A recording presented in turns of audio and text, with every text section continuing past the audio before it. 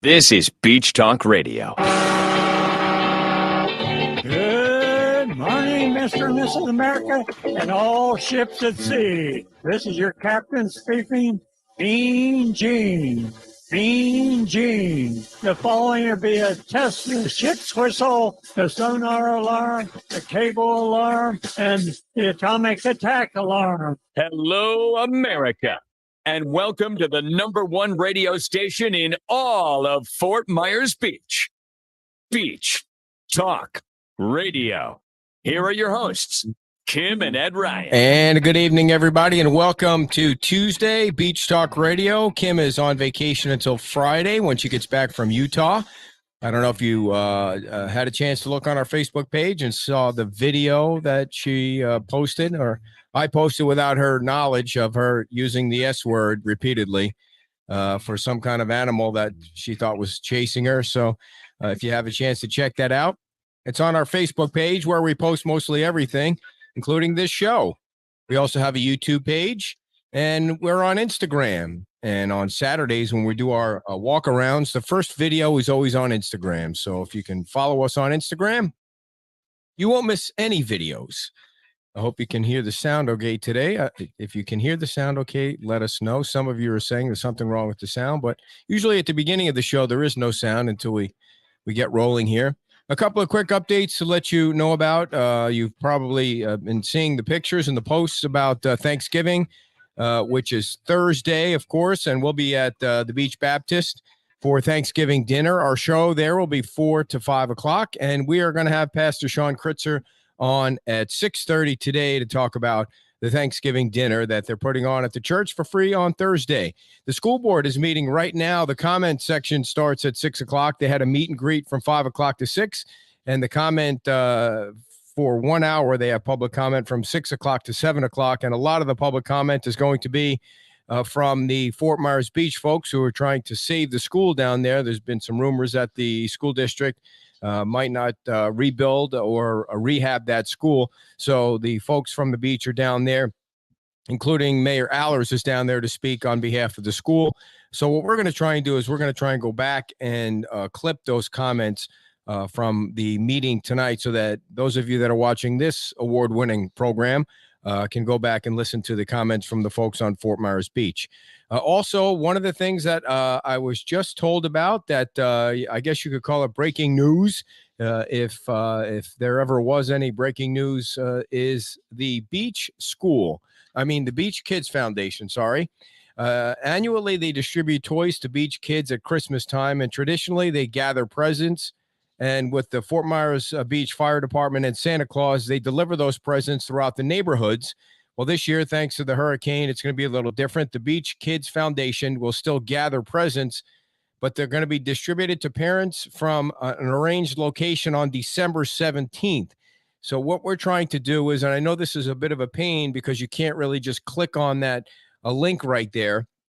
They have created an Amazon wish list to help the Fort Myers Beach kids have some kind of a normal Christmas, especially at a time when many of their own things have been washed away. So if you can take that wish list right there and copy it and make a donation to the Beach Kids Foundation, I know it's a pain right there, but we're also going to put it up on our Facebook page. We're going to leave it up there now, but we're going to put it up on our Facebook page right after the show so that you can click on it from there and you can make a donation to the Beach Kids Foundation. And so many of you guys have asked what else you can do. And back when the storm just hit, you all donated so much money. And you also donated to that Amazon wish list, which kind of helped us load up the Buttonwood location. So this is kind of the next thing that we're helping out with, and that's the Beach Kids Foundation, so that we can help everybody have a great holiday. Even though things are a little bit different this year on Fort Myers Beach, they can still have a great Christmas. So copy and paste that link right there if you can, and put it into your browser and make a donation of a toy or whatever you see on that list there, whatever you can spare, and have it sent to the Beach Foundation, the Kids Foundation this year. And we'll keep pushing that out so you know where the link is or how to get to the link over the next several weeks as we try and help out the Beach Kids Foundation. One last thing before we get to Aaron Harris, our first guest. The town council meeting that was scheduled for Monday will be canceled. It has been canceled. So the next meeting is December 5th. With everything going on with the holiday Thursday, with the transition to the new interim town managers, and they're relocating some of the trailers down there. They just decided it was okay to cancel this town council meeting on Monday by 1 week. They're still holding them every Monday, so things are going to be a little bit different. Still holding weekly meetings, probably through the end of the year, so you can all stay updated on how the town council is doing with the storm and the recovery efforts. So just for 1 week, they're postponing it until the following week. And right now, we'd like to introduce our first guest, professional engineer Aaron Harris, who is outside of Starbucks. Aaron, exactly where are you? I am in Gainesville, Georgia. Gainesville, Georgia. So you are on your way to somewhere else, I take it. On my way to Asheville, North Carolina. Yes, sir. Oh, sweet. Very nice up there. So, Aaron, why don't you tell our audience who you are? Your name came up in a discussion that we had on a previous show. On this show, we try and find like a tribe, if you will, a group of people that the folks on the beach can trust, so that we have a group that they can always turn to for questions or work, so that people don't get gouged and they don't get overcharged and things like that. So, kind of give our audience an understanding of who you are and what you do. So, absolutely, and Ed, thanks for having me. So, my friend Mark Dorston, who you've met and who has been on your show, asked me about a month and a half ago if I would be interested in coming down. I said, absolutely, I would love to. I wasn't really sure at that point what I would come to find. I came down October the 29th, I think. No, October the 31st, so Halloween. I came down, and I've spent most of between then and now down there. And I've just kind of fallen in love with the place. And I told Mark I want to. I've been through several hurricanes as a victim and also as an engineer. And I said I want to be a part of this, and I want to spend a significant amount of time. I'm a PE graduate of Mississippi State of 1988. I've been a PE since 1993. Been doing this for almost 35 years. I'm a design engineer, but I'm also I do a lot of forensic work, so I can absolutely help when it comes to these kinds of issues. And, so I came down to the area, and I told Mark I want to stay, and I want to be a part of the recovery, and to the extent that I can, do my part. And I very much enjoy being a part of people's build back and people's recovery after things like this. So I've enjoyed it, and I want to stay, and I want to be there as much as I can to see things recover. Why would somebody need a professional engineer in terms of what you see on Fort Myers Beach? What would be the reason somebody would pick up the phone and call you? So with respect to like Fort Myers Beach, what happened here, where you had not only high winds but also storm surge, unfortunately you have a disruption of a structural system, whether it's a residence or whether it's a commercial business. And when you have issues like that disrupts foundations and building exteriors, honestly, the first thing is that because of the two perils involved and two insurance coverages that are involved, people don't know which way to turn. Because the first thing is, one insurance starts pointing fingers at another insurance. And so right. People don't know how to navigate that. So they need professional guidance.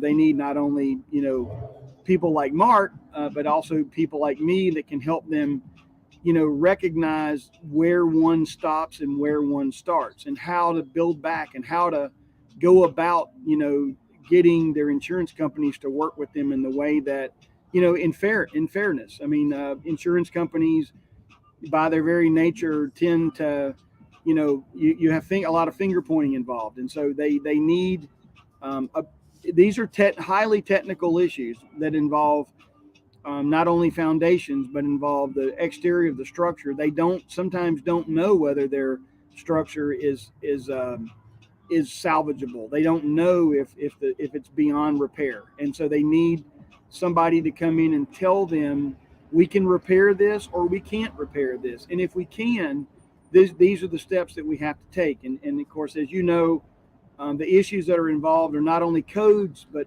FEMA requirements and elevation. And so there are a lot of issues that have to be navigated through, and engineers are one solution to that problem.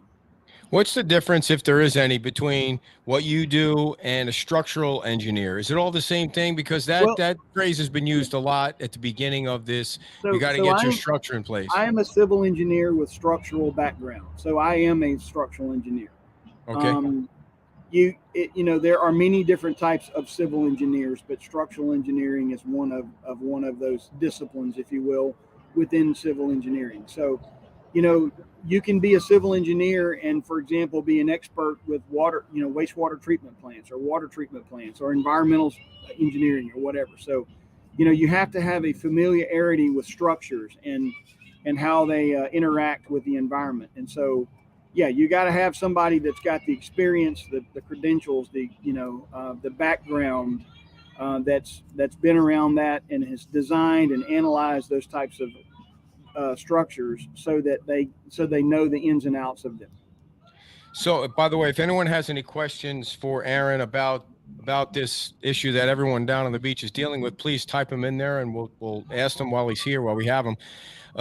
So you go to somebody calls you up on the beach or wherever, and they say, I need a structural engineer. The town told me I need a structural engineer. How do you determine whether or not this structure is worthy to stand or needs to be demolished? It's a good question. So the first thing that we do is we do what's called a structural soundness determination, which in fact is what the local government there has said. This is what we want. Step one. And step one is we want an engineer to determine whether or not this structure is stable, whether or not it will support the structural loads, the dead and the live loads that it's supposed to support, and also that it's going to do that on a permanent basis. So they want someone like me to come in and make that determination, and it's very risky. I mean, you have to, in a short period of time, you have to look at the slab underneath. If it's an elevated house, you have to look at the piers or the pilings or whatever is supporting the building, and then you have to look at the beams and the floor joists and the exterior shell and the roof structure, and you have to make a determination that structure can be brought back. First of all, that it's stable in and of itself, and secondly, that it can be rehabbed and brought back with a scope of work to pre-storm conditions or substantially to pre-storm conditions. So that's step one in the process. Before you do anything else, you have to determine that structure, that basic shell of a structure is stable. Okay, before you go to step two, let's throw Val's question up on the board there. Do you work with individual condo owners? We do. We work with homeowners. We work with single family residence owners. We work with condominium owners.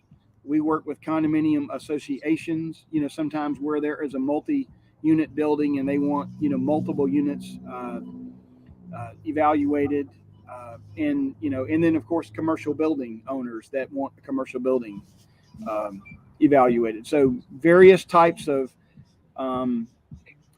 buildings, but yes, we work with all of the above. Okay, and so Val, if you need somebody, we'll make sure that we get Aaron's phone number up before the end of our interview here. And Janet's question is, what is the cost for a service like this? So what I like to do is I personally come out and visit, every client that we have. So what I like to give them is a range of fees based on what I ask them. Lots of questions. They answer questions, and I give them a range of fees based on what they want, based on what I believe that they need. And then we come out and evaluate the structure, and then we give them a fee on the spot. We say, this is what we'll do it for. And so that depends. So like if you want step one only, which is a determination of structural soundness, we can do that easy peasy. That's a $500 fee. And we have actually worked with other engineers in determining that, and we all want to be fair and across the board and all be of the same mind there. And then beyond that, it's there are a lot of questions that we have to ask. For example, okay, what do you need help with insurance? Do you have a flood and a wind situation? And if so, are you able to navigate that process, or do you need help with that, or do you need us to refer you to someone to help you with that? And then once we do that, it's like, do we need to help in coming up with a scope of work for building the structure back? Those are pretty simple things. It gets a little more complicated when we find that there are problems and we say, okay, there are structural deficiencies here that have to be addressed. So then we have to come up with a scope of work for that. And if there are structural deficiencies, then the next step is, are you going to be able to build back? In other words, are you a legal conforming structure, or are you a legal non-conforming structure? And of course, when I say that, I mean as it pertains to FEMA. And so that's the big question right now: is, are you a FEMA compliant, or were you built prior to ordinance, and is there an issue now with your elevation relative to what FEMA requires? And so then that goes into a whole nother realm of questions. And so all of those things, yeah, for me, it's just a process. I mean, I try to go through it very quickly. We're starting to get them fast and furious now. You are licensed in Florida, obviously. Yes. Okay. I'm licensed in 7 states. 7 states. Wow, that sounds like a lot including of testing Florida. to me. Yeah, all different tests. All right, let me go with Chris's question first. Chris, one of my favorite people here. Our home was lifted on one side by 2 to 4 feet. The pilings on that side were pulled out of the ground. The roof has holes in 3 places. Inside is a total loss. Insurance says it can be rebuilt for $65,000. Does that sound possible? My answer would be, it does not sound feasible to me. I've been faced with that a lot, and again, that's insurance saying, hey, this is what we can do. As an engineer, I have to come out and say that's not. It either is or it is not. That's somebody I can help go back to their insurance company and say, from an engineering standpoint, this is what is possible. And I put 30. Why would it, Aaron? Why would an insurance company say that? That's a great question. Well, you can be honest. It's just us two. What we find a lot of times is that, insurance companies sometimes are fair, sometimes they are not fair, or sometimes they send people out that are third-party adjusters that, quite frankly, just don't hit the mark. And I can tell you countless examples down in Fort Myers Beach where I've had this, where they said, oh yeah, for $60,000, $70,000, this can be rebuilt. And I said, baloney, it's a wash. I mean, it's a ruin. I don't like to have to be the guy to say it's a ruin, but if it's a ruin, I'm going to be the guy to say that, because I'm going to tell the way it is. And, but based on your question, I would say that's highly unlikely. Is the insurance company saying that? I kind of get the feeling you're beating around the bush because you're trying to be nice, but is the insurance company saying that because that's what they want to pay out and that's it? They don't want to really pay the full price? Is that why they're doing it? It sounds to me like it's they're wanting to limit their loss, and gotcha. That's the only thing I can say. I mean, it's just they're wanting to limit their loss. But when a professional enters a formal opinion that says that's absolutely not the case, then it forces them to take a second look at that. So would they have to take a second look, or would they go to somebody like Mark to go after them, or you only have to go to Mark after you get your first check, after you get a check? So they would go to Mark and ask him to assist in that process, and then he would write up a realistic estimate based on my engineering judgment, to assist him of what that loss is, and then he would file that loss as a claim, and even if it's an amended claim, and then they have 2 choices: to come back and say, you know what, we're going to take a second look, or we're going to stick to our original opinion, in which case the homeowner has to make a decision. Do we're going to litigate this. We're not going to lay down and take this. And unfortunately, that's the problem. A bunch of BS, man. So if let's say Chris decides that you're right, the insurance company might be undercutting her. Is the best course of action for her to take the check and then go to Mark, or to not take the check and get a lawyer? Well, it's my understanding that they can take the check, but if they spend the money, they lose some privileges. And so if they know, it's kind of like if you know that you're at odds and you know you're not going to accept that number, you're better off just taking the check, and you can deposit it, but not use the money, and then write them a letter and say we absolutely disagree with this, and we are going to respond. We're going to hire an engineer ourselves, and we're going to get back to you with a response. And then if they, so at that point, it's the ball's in the court. And it might be a little bit cheaper, no offense to Mark or anything, but there is a cap on what he can get after the fact. From what I understand, it might be a little cheaper for them to go that route than to get an attorney, which might cost more money. Absolutely, it's cheaper for them to go that route rather than, litigation is always the last route, Yeah. All right, so let's go ahead. No, that's fine. Go ahead. All right, so Janet, I think do all commercial buildings require this, sir? I think every structure on Fort Myers Beach required a sign off of a structural engineer, every single structure. It's my understanding that it does. And you know what, I'll even go on to say that it's really in everybody's best interest, especially with a commercial building. Don't take chances like, with a storm of this magnitude. I mean, it's really, and I work with everybody, but it's really in everybody's best interest to at least get a determination of structural soundness before putting a building back together. You really need to do that. It's money well spent. Do you have a consulting fee to come out to the property? You know what? I do not. If I go out to a property and I tell somebody that I can't help them, I don't charge. I just say, you know what? I can't help you. You've got a structure that's got structural damage, and you're going to have to spend considerable amount of money on it. And if they don't like what I'm telling them, I say, you know what? I wish you the best of luck. I'm not going to charge you for this time. And so the answer is no, I do not do that. You're going out there and telling them their structure is not structurally sound is basically, that's helping them. I mean, who knows that? It's helping them. And again, but if they say, okay, well then what's the next step? Then I'm their engineer. If they say, well then gotcha. we're not interested, all we want to do is get power back on and move back in. I'm just saying in that case, I can't help it.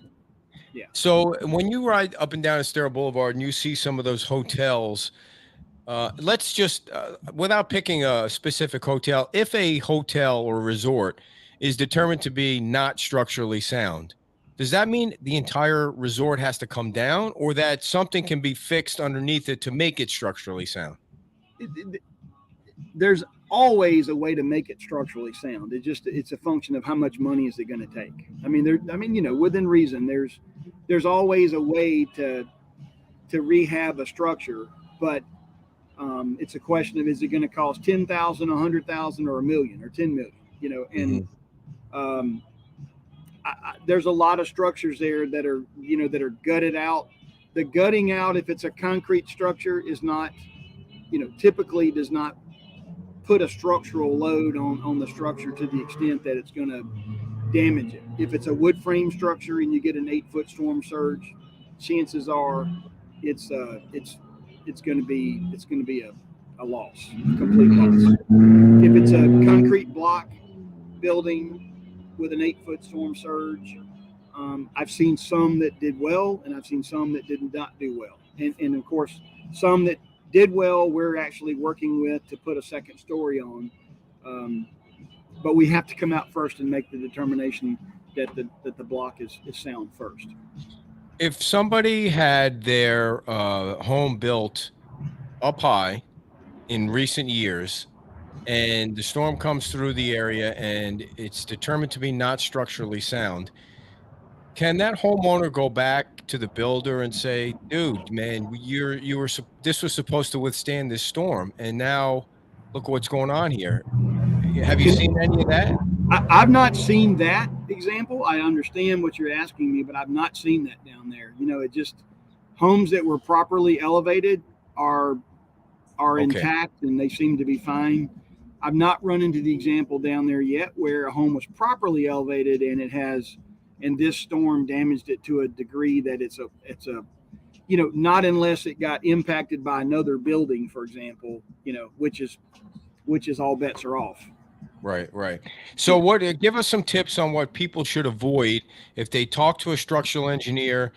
Again, most people probably have never spoken to a structural engineer, I'm guessing, because this is a once in a lifetime episode here, event Sure. here. So what should they avoid? Like what things should they look out for and start to say, okay, Aaron said that just keep aware of this, or somebody might be trying to scam Yeah, you. sure. I think the first thing is, you want to make sure that whoever it is that you're talking to gives you an outline of all of the things that you need to know. Like you want someone, I find myself a lot of times being a counselor as much as an engineer. Sure. I think But all the guests we've had on are, yeah. well, I mean, you have to be, and you want to be because you want to be a part of that process. But you want to make sure that that person, whoever it is giving you like an outline of all of the things that you need to know, and is not being, closed, closed about it. I mean, anybody that comes and deals with you right now should be open book, in terms of what they tell you. Like they should give you, hey, here are your options, A, B, C, D, E, and if you choose which one, then these are the options below that. So that would be the first thing, is just you want somebody to be completely open and honest and candid, with you. Beyond that, you want to make sure that it's someone that has got experience as an engineer, as a structural engineer, years. You know, we design buildings, but when you get into forensic work, you can't analyze buildings until you've designed for years and years, because you don't have the experience to understand, to do forensic type engineering. So you want to make sure they have the experience. The third thing is, you want to make sure that they've done work after hurricanes, and that they understand, wind versus water, that they understand wind damage is very, very different than storm surge damage. Very, very different. And they have to be able to recognize, when assessing damage, the differences in those two types of events, or those two types of because there are two types of insurance, and both are trying to get out of the deal, so to speak. And so you want to make sure that you got to hold their feet to the fire, and you have to say, hey, this is storm surge, and this is why, and this is wind, and this is why. And if you do that, you have someone that can do that. They'll be able to get through that process a lot more systematically. Aaron, are you in a rush to close up shop there and move on, or can you No, hang as a on? matter of fact, we're monitoring this, and so we're gonna. My wife is I think. Yeah, she's been posting. Yeah, but what I want to do is hold on. What I want to do is I want to get Pastor Shawn in, because he's standing there, looks like he's ready to roll, and then bring you back on to see if anyone's got any questions. No problem. All right, give us 10 minutes to chat, Yep. and we'll bring you right back on. Now, folks, if you have any questions for Aaron, just think of them now, because we're going to bring him back in after we talk to Pastor Critser, who is. Are you at the church, sir? No, I actually left the island today. Take my youngest daughter to dinner because we haven't seen her in a couple of weeks. So. Gotcha. I saw you were on your phone, so I wanted to pop you in here. We got a big day coming up on Thursday. I'm looking forward to coming out there. We're actually going to do a show from 4 to 5 out there. So tell everybody what you have planned. Yeah, so our community Thanksgiving dinner. So we're hoping that it's not a disaster relief meal. So it's a gathering for Thanksgiving. So we've got a lot of people who have, according to your show, because of your show and other places that are just wanting to volunteer and come out and help. So it looks like it's going to be a pretty big gathering. But we've got turkeys, deep fried turkeys, baked turkeys, hams. We've got stuffing, mashed potatoes, corn, green beans, all the desserts, all the rolls. It's going to be an awesome time. Can't wait for it. Now, how many people do you think you could actually feed? Do you have any idea? Oh, I know we can feed up to 250. We just don't know how many people are going to show up. We don't know how many people are on the island. That's a number that's just kind of been out there in the air that nobody knows. So we're just planning for 250. And there are tents set up, or is everybody just going to be sitting outside, or how do you have it set up? Well, that's one of the reasons I want to be on here tonight is FEMA, FEMA just told us we can't use the tent. Um, so we need some 10 by 10s. If anybody has some 10 by 10s, we're making our own tent city, baby. And it's going to be fun. But Okay, 10 by 10 tents, not tables. correct. We have plenty of tables and looks like Okay. but we need some 10 by 10 tents. It might be on the grounds. Some of us may be out, not sitting on the ground, but outside. We tried to clean up one of our buildings and it was just absolutely too much, too bad. Right. Smells bad. We just can't do it. So we're making a plea for some 10 by 10s between tomorrow and Thursday if we can get them. Now, how many do you think you need? I won't turn any down, Bubba. So, if I get 10 or 20, that's great. If I get more than that, that's great. Whatever. Okay, so folks, 10 by 10 tents, we need them to the Beach Baptist Church on Fort Myers Beach. If there's anyone outside of Fort Myers Beach, you can take them to our house, and we will drive them down tomorrow, so they have plenty of time to set up. So I wish I'd have known this a day earlier. I would have ignited the Amazon wish list again, and they would have been here in 24 hours. So Me too.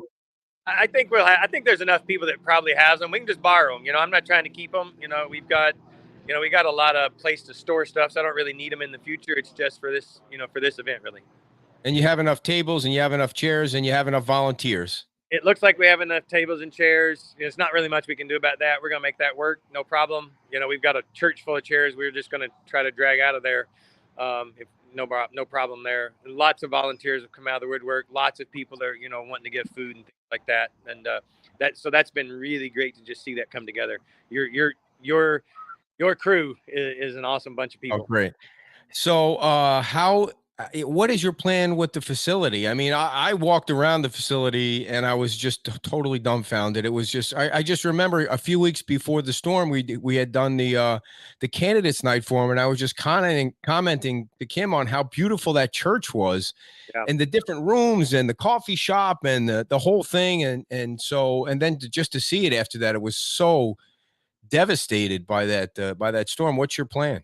Well, the retreat center building where we housed, up to 70 people at a time to be able to come and stay, that's a total loss. It's gone. It's got to come down.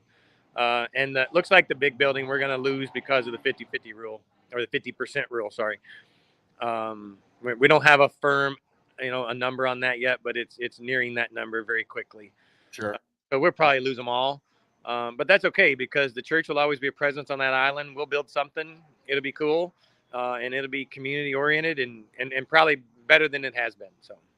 So when a church is rebuilt, it has to come from the people that belong to the church, right? It's not like you have a rainy day fund in case your building blows down. That's exactly right. And we don't have any insurance on any of our buildings because of just the way they were situated and the cost of wind insurance and things like that. And a church our size just can't afford that kind of stuff. And in hindsight, that was a stupid decision, but nothing we can do about that now. So yeah, it's from our members, it's from our community, and it'll make it. It's a big number. We're not even talking about that number yet, but I know it's a big one. Okay. How many folks belong to the church? We have about 400 members, between our snowbirds and our local residents, about 150 that are local to the island. So it's going to be a big number for that kind of people to try to pull off, but we're going to do it. Yeah, and were you able to keep the coffee, the coffee deal going that you guys do for? We actually it's Guatemala, right? We've moved our office facilities up into Weeki Wachee, a place where we're living in a camper right now, and I travel back and forth once a week. But yes, we're doing coffee orders from that. So coffee Great. At Baptist, shameless plug there. Coffee at beachbaptist.org. You want to buy some coffee? It's awesome, and it'll help a lot. Okay, so the website's still up, so I can beachbaptist.org, yeah, and you can give to Hurricane Ian relief. That's as an option. You don't have to give straight to the church, and every penny right now we're collecting is actually going to food. Dude, we're spending $500 and almost $600 a day feeding people lunch and dinner.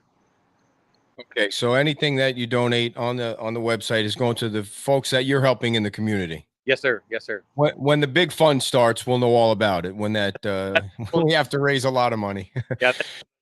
By the way, I've never had a deep fried turkey, so this will be my first time ever. Dude, man, the guys that have been helping us cook, they're from Port St. Joe. They went through, I guess it's Hurricane Michael up in Mexico. Okay, yeah. They created a ministry of just traveling around helping people cook food during disasters, and they've been there with us, for about 2 weeks now.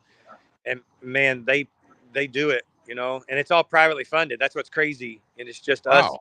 We get nothing from the county, nothing from FEMA. It is all private pocket. Wow, that's incredible. But you know what? FEMA's getting in your way with the tents. Just keep government out of the way, and people seem to get things done. So They do, absolutely right. We do a lot. I think we do it faster and better. all right, so we'll see you on Thursday. We'll try and grab as many tents as we can and bring them down tomorrow so you have them in time to set up. And I always appreciate your time and look forward to spending Thanksgiving with you. Absolutely, me too. But and listen, if you want to put my email address on there, I will gladly come and pick them up too off island. You don't have to try to do all that either. We got some volunteers, we got some runners. We'll get it done.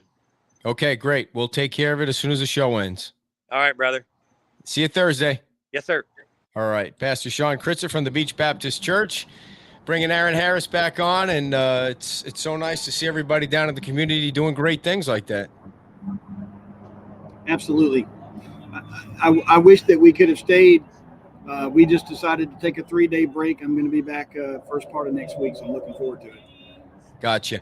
So you were starting to take us through the steps, and then I interrupted you. Do you remember where you were when you told us about step 1, or did you see any questions that popped up that you want to address? So step 1 obviously is to determine if the structure is sound. We call it structural soundness certification. So basically we go out and we evaluate the structure from top to bottom. At that point, we walk the client through the whole process. We first ask them, okay, did you have insurance? Did you have flood insurance? Did you have wind insurance? Have you made a claim? Do you need help making a claim? Do you feel like your insurance company is being fair with you? We go through a series of questions to try to find out how we can help. If we feel like they're on top of the insurance process, then we say, okay, so there's this damage or there's that damage, or there's all the damage there is non-structural. So from that point, we say, okay, so this is the scope of work, generally speaking, that you need to employ to put your house back to pre-storm condition. Do you need help with that? Like, do you have access to contractors? Do you need help with recommendations? So on and so forth. And I work with some of the local. I work with a gentleman by the name of Matt Gray, that's a local master electrician that's been super helpful and good to refer business to us, and we've also referred business to him. As I understand it, he's more or less a life resident of Fort Myers Beach. So, referring, work to local contractors that can come in and help people immediately restore certain electrical service, for example, or help them build some stairs, or to do whatever it takes to get them back, to get the meter, get the power turned back on. That's step 1. I mean, that's not step 1, but that's the next step. And then once they have power, then we can start to build the build back process of cleaning the house up, and so it's just asking them the questions. Do you need help? Do you have all the, the resources that you need, or do you need us to help in that process? And if it's anything that's non-structural, generally speaking, the homeowners can deal with that. And if they need help referring, if they need us to help refer other contractors to them, we can. And then from there, it's okay. Do you, is the structure, is it in a flood zone, and is it compliant or non-compliant with FEMA? Mm-hmm. And if it's compliant, great. If it's non-compliant, then it's okay. Do you want to build this back and try to minimize the amount of effort that goes into it, or do you want to build back in compliance? Do you want to build something back that's fully code and fully FEMA compliant? And that's the case with a lot of our clients now, where they're saying, we want to put a second story on this house. Like, we don't want to go back to the first level. Sure. We want to put a brand new second story on this home, and we need you to design a way to do that and put us with the right people so that we can do that. And so we're doing that down on the south end a lot in different areas. So, and I don't know if I mentioned this, Ed, but I mean, we help clients a lot with the entire process from what I call soup to nuts, from structural soundness to engineering plans and build back, in some cases, engineering plans and just remodel. But, we help them with that entire process if they want it and if they need it. And Are you finding? I'm sorry. Are you finding out? Are you hearing whether or not the majority of the structures on the beach were sound, or the majority of the structures were not sound? So the majority of the elevated structures, okay, we have found to be the majority to be sound. The structures that were not elevated, I'm talking about residential structures primarily. Okay. It's a 50-50. I mean, many of them are not, and they're going to, of course, obviously there were lots of buildings that were just destroyed. Those are, that's a foregone conclusion.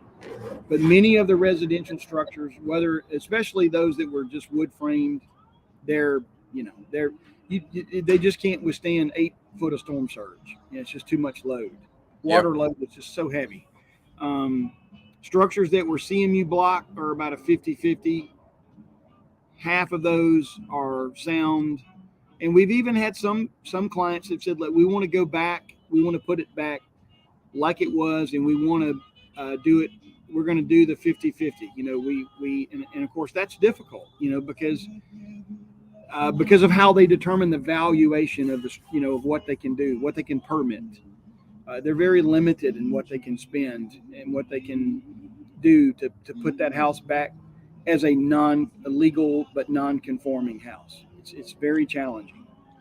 So, what is your opinion on what Times Square might look like, or how it needs to be built in order to withstand something like this in the future?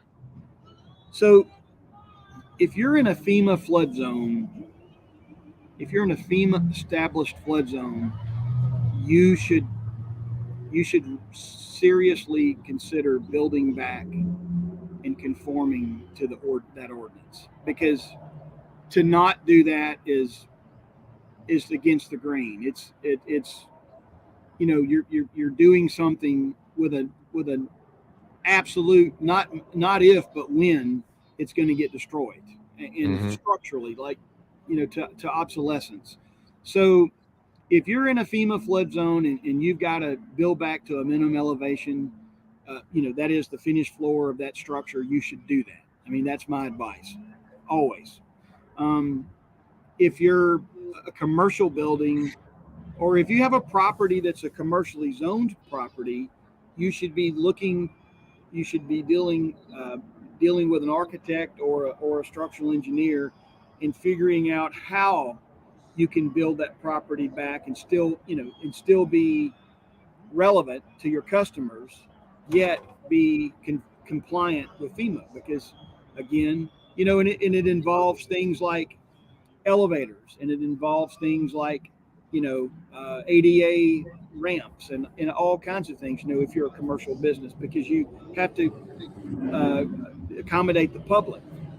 But to do so and not be compliant, to me, is just crazy.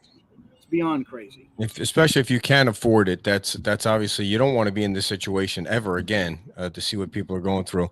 I don't know that you suggested a structural engineer earlier, but Suzanne, I know you recommended Matt Gray, who's a local electrician, and of course Mark Dorston. Did you mention somebody else's name that we missed, or no? Not. I don't personally know any others than myself. Okay, and then oh wait, this is not the right question. Here's the question from Chris. Have you ever heard of Grinley Williams Engineering in Lakeland? I have not, but I used to live in Orlando, and there are lots of engineering firms all over the state of Florida. So there are no shortage of engineers. Now, whether or not they're available is another story. But there are there are engineers all over the state of Florida. Now, from your experience as an engineer, how fast was that car going that just went by you? It sounds like you're on a speedway. Beyond the legal speed limit. That's for sure. Is there, Aaron? Is there anything else that you want to make sure that people know about, or way to get in touch with you, or anything we might have missed? I think Gina put up my cell number, and I'd like to just say again, thank you, Ed, and also Fort Myers Beach. We're down there to handle the different cases in Pine Island and all the other areas that were affected, and so Fort Myers Beach obviously being one of the primaries. So give us a call. The thing is, I try to accommodate people same week. Maybe not same day, but same week. So somebody calls me on a Monday. Before Friday, I'm going to be sitting at their house talking about their case. And so we try to respond as quickly as we possibly can, and then we try to follow up as quickly as we can. So, again, thank you very much, Ed, for having me. Thank you for coming on, and thank you for your help on the beach. And we'll keep pushing out your phone number and your email address, and hopefully we can have you back on to answer any other questions that come up. We would appreciate that. We'd love that. All right, Aaron Harris, everybody. We appreciate Aaron coming on, and Mark for recommending somebody else that we can trust down on the beach. Take care and have a happy holiday. Happy holiday. All right, everybody. There is Aaron's phone number and his email address. We're going to leave that on the screen before I actually put my own address up there, because we also you probably already all know my address because you were sending stuff down in the for the original wish list. But I'm going to put this up there because we need to get tents for Thanksgiving. So really, this has got to come from the locals. And we need 10 by 10 tents to bring down to the Beach Baptist Church for Thanksgiving, being that FEMA sucks and FEMA won't let us use the tent for Thanksgiving. I know Pastor Shawn didn't say that. I just threw that commentary in myself. We need 10 by 10 tents. So it's really easy for people to understand. 3 tens, 10 by 10 tents for Thanksgiving dinner. I really hope to see all you guys down there in your yellow shirts with a nice holiday tie on it.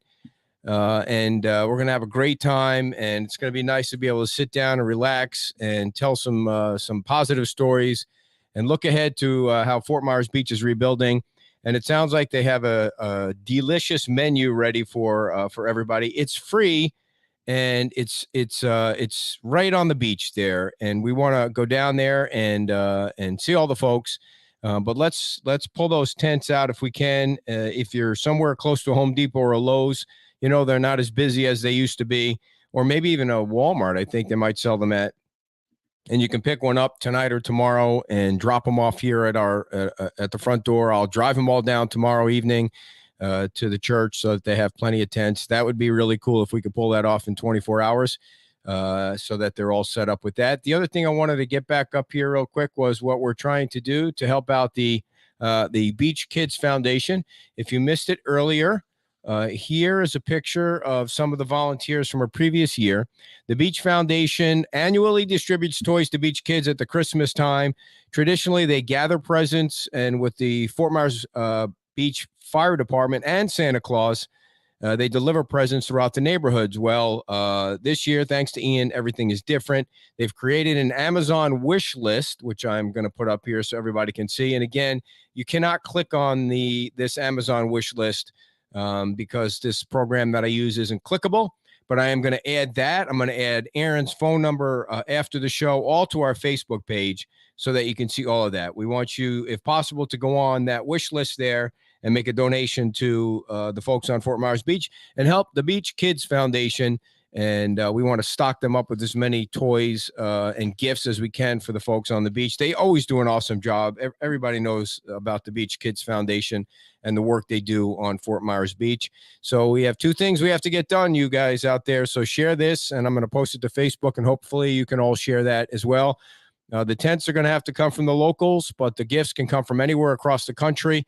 And on Saturday, we're going to be out taking video again for everybody to see how the progress is being made. I got a cool attachment to put on the bike so that the phone won't fall off the bike, because we can't really get the GoPro that you guys bought for us to work for the Wi-Fi for the Facebook Live. So we can only do recordings on that. We'd love to see the comments. So we'll be able to connect the phone to the bike to get video. So we're going to get some side street video this Saturday, and of course the beach video, which everybody loves to see. I want to thank you guys on Facebook. A friend of ours here in Gateway had a refrigerator that was only 7 months old that she wanted to give away to some family that was in need on Fort Myers Beach. I posted it to Facebook, and it was gone within, 5 minutes. After 5 minutes, I had to pull down the picture because it was sold. And then somebody else reached out to us and said they raised $300. That money's going to go toward the employee fund.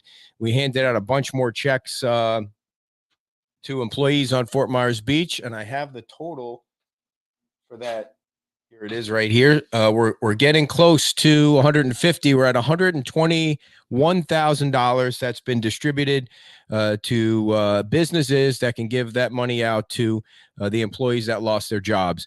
So we're shooting for 155, hopefully sometime in the next week, and then whatever comes in from the shirt sales, we'll keep adding on to that. So we're up to 121,000 that has been distributed to employees of the beach, along with the 155,000 that you all donated that went to the 33931 fund that the Community Foundation and the Women's Club are still distributing. So that's it for another Wednesday night. Another great guest, Aaron Harris, professional engineer. I'll post all his information. Pastor Shawn Critser. Thanksgiving is 2 days away, and we hope to be able to deliver 10 by 10 tents to the church within 24 hours. We'll see you guys Thursday at 4 o'clock. We're going to have a special guest on at 4 o'clock. Can't tell you who it is. That's how special. So you're going to want to tune in. I'm going to miss the Giant game because it's that special. So Thursday at 4 o'clock, live from Beach Baptist. And then Saturday, we're back at Wahoo Willie's. I think today's Tuesday. Thanksgiving's on Thursday. We'll see you all there. Help us out with the tents. Help us out with the kids. Bye-bye.